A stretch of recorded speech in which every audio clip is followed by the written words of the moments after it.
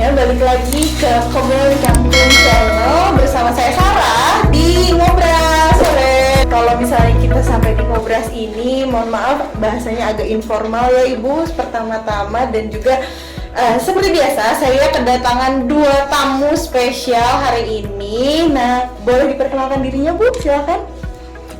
Oke, baik, terima kasih Teh Sarah.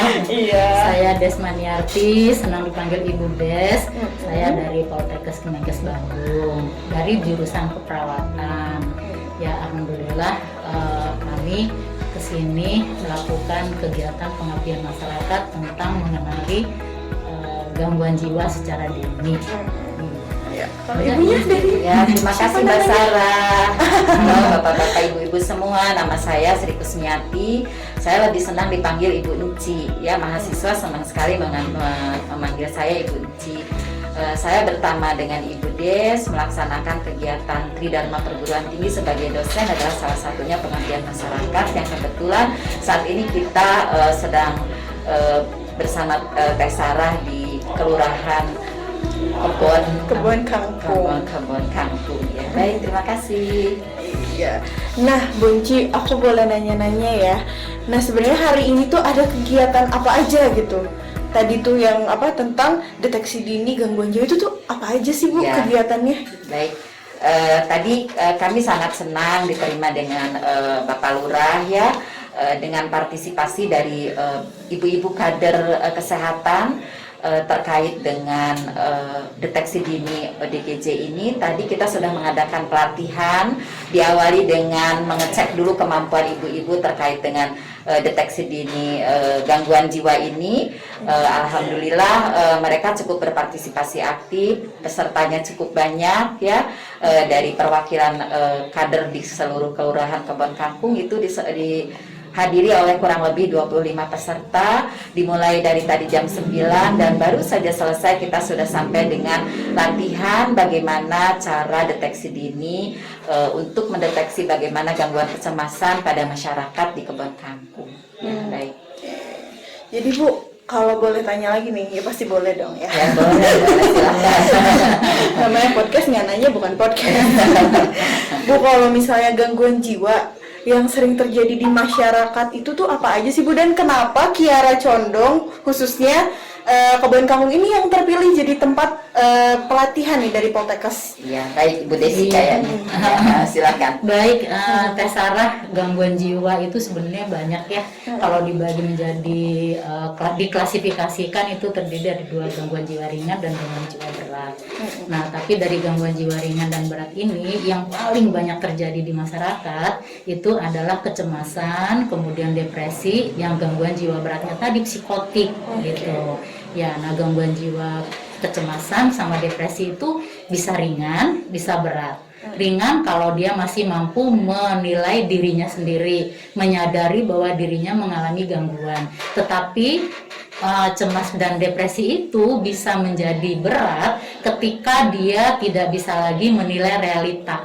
Jadi sudah terjadi gangguan orientasi realita, tidak menyadari lagi siapa dirinya, sudah gangguan proses berpikir, jadi kacau berpikirnya gitu. Nah, ini dimanifestasikan dengan dua gejala yang utama yang sering terjadi, yaitu kecemasan tadi ditandai dengan kekhawatiran yang sangat berlebihan, gelisah, kemudian depresi. Nah, depresi ini terjadi ketika seseorang merasa murung, sedih yang sangat mendalam, akibat dari ketidakmampuannya mengekspresikan perasaannya keluar, akhirnya dia pendam sendiri gitu, akhirnya dia bawa ke dalam dirinya sendiri. Nah, kemudian yang kedua, kenapa kok di Kelurahan Kebon Kampung? Nah, sebenarnya begini, kami melakukan pengabdian masyarakat ke sini itu berawal dari kegiatan penelitian saya dengan teman di Kelurahan Pasir Kaliki tentang deteksi dini gangguan jiwa.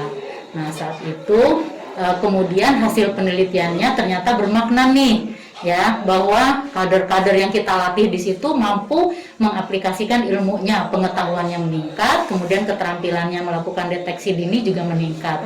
Akhirnya kami identifikasi Ya, gangguan jiwa makin kesini kan makin meningkat nih Betul. di Indonesia. Betul. Nah, di Indonesia meningkat apalagi dengan adanya COVID.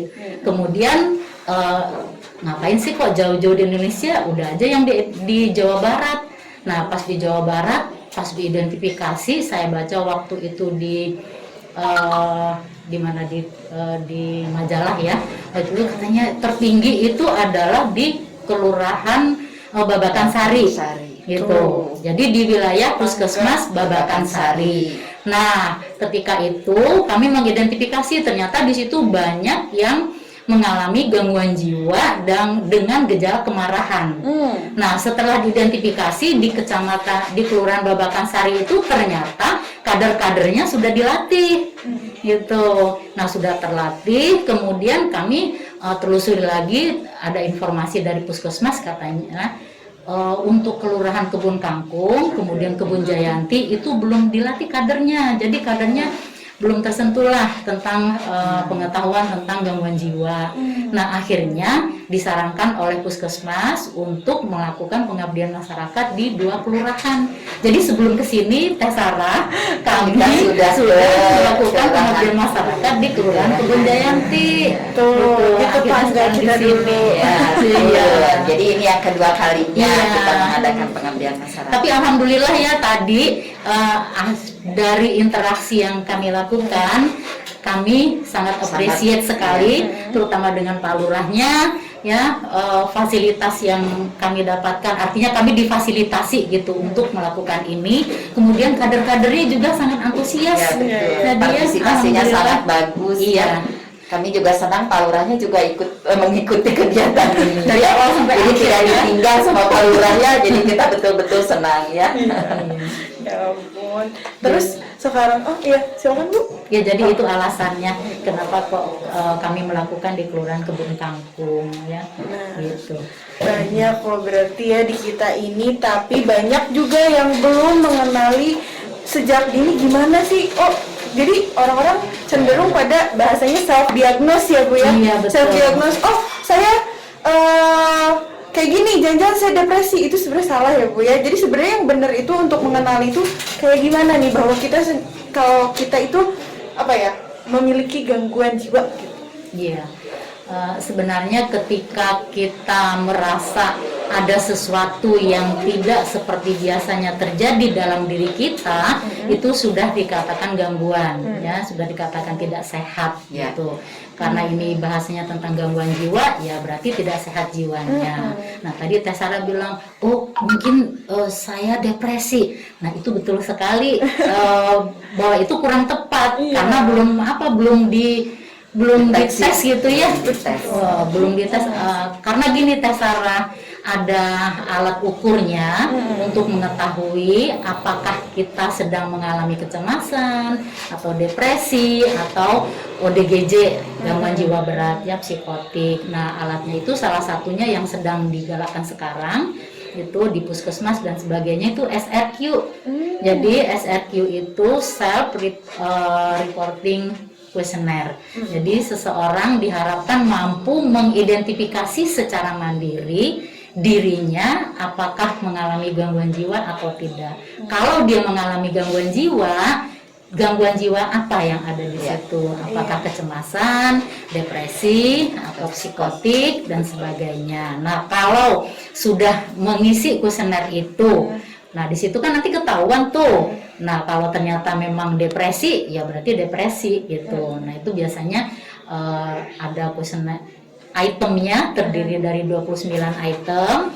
Yang nomor 1 sampai dengan 20 itu menunjukkan adanya kecemasan atau depresi gitu. Nah, kemudian yang nomor 21 sampai 22 itu menunjukkan untuk gejala psikotik itu nanti yang terakhir ya. Nah, yang terakhir psikotik. Kalau 21 terkait dengan penggunaan zat adiktif, narkoba gitu, nafza. Iya, begitu. Terus yang terakhir juga ada PTSD ya. Itu apa ya Bu ya kalau PTSD kalau saya boleh tanya? PTSD itu post traumatic distress PT post traumatic stress disorder ya. Itu artinya begini, seseorang pernah mengalami kejadian yang sangat menyakitkan dalam hidupnya atau trauma. Nah, dan itu ditunjukkan dengan gejala gangguan saat ini. Jadi stres yang diakibatkan karena pengalaman masa lalu yang tidak menyenangkan atau trauma masa lalu. Contohnya putus cinta ya Bu ya. Iya, bisa jadi. Jadi jangan gila karena cinta teman-teman. Putus cinta. Jadi sebenarnya Teh Sarah tadi kan sudah ngisi tuh ya SRQ-nya. Nah itu Teh Sarah bisa identifikasi diri Teh Sarah sendiri, kemudian Teh Sarah juga bisa bantu keluarga, bisa bantu orang lain untuk mengidentifikasi bagaimana kondisi kesehatan jiwanya gitu. Nah makanya kita lakukan pelatihan kader ini, diharapkan kader-kader mampu mengidentifikasi dirinya, kemudian mampu membantu keluarga, masyarakat di sekitar dia berada, agar mampu mengidentifikasi bagaimana kondisi kondisi kesehatan jiwanya. Nah, ketika dia mengalami gejala gangguan jiwa, diharapkan si orang ini jangan sampai terjadi jangan sampai mengalami gangguan jiwa berat atau yang sering disebut dengan ODGJ. Karena kalau sudah ODGJ itu penanganannya tidak mudah memang, tetapi bisa sembuh, bisa melakukan aktivitas seperti biasanya ya. Bisa interaksi dengan orang lain, bahkan ada yang dosen mengalami skizofrenia, mengalami halusinasi berat, dia bisa kok berprestasi. Ada juga pengalaman bekerja di bagian keuangan, bahkan sekarang jadi asisten menteri. Jadi menteri yang padahal dia gangguan jiwa padahal dia si Jopren ya. Jadi stigma masyarakat yang mengatakan bahwa gangguan jiwa itu adalah penyakit yang tidak bisa disembuhkan dan tidak produktif begitu ya, padahal yang membahayakan itu tidak lagi gitu. Nah itulah gunanya dilakukan pelatihan kader ini, sehingga kader mampu sharing ilmunya kepada masyarakat. Ya, jadi stigma masyarakat terkait dengan ODGJ ini adalah seseorang yang ditakuti, ya perlu diasingkan gitu. Itu nampaknya sudah tidak tepat lagi, karena sebetulnya sama aja dengan penyakit fisik sih ya. Sebetulnya ODGJ ini bisa diobati dan tergantung dari yang bersangkutannya bagaimana ingin sembuh begitu. Ya. Iya. Jadi menurut saya juga ada baiknya Bu, sering banget diadakan penyuluhan-penyuluhan utamanya ke masyarakat, karena stigma di Indonesia itu kan rata-rata susah hilang, dan kayaknya sekarang perlahan-lahan juga udah mulai aware di orang-orang gitu.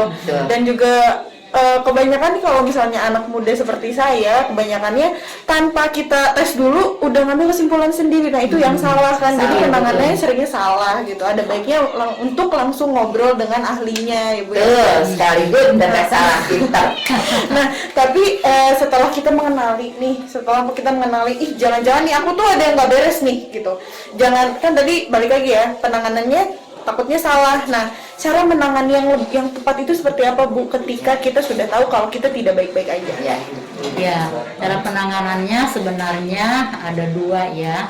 Penanganan menggunakan obat dan non obat ya, non medis gitu. Nah, pertama bisa dengan melakukan intervensi pada diri sendiri dulu. Ya, tadi kan katanya, saya mulai tidak nyaman nih, saya ada gangguan nih gitu.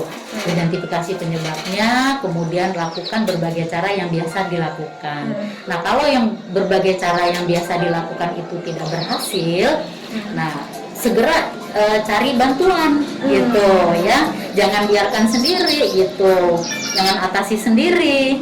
Nah, cari bantuan kemana? Ke petugas atau pelayanan kesehatan terdekat. Kalau ada petugas kesehatan, ke petugas kesehatan.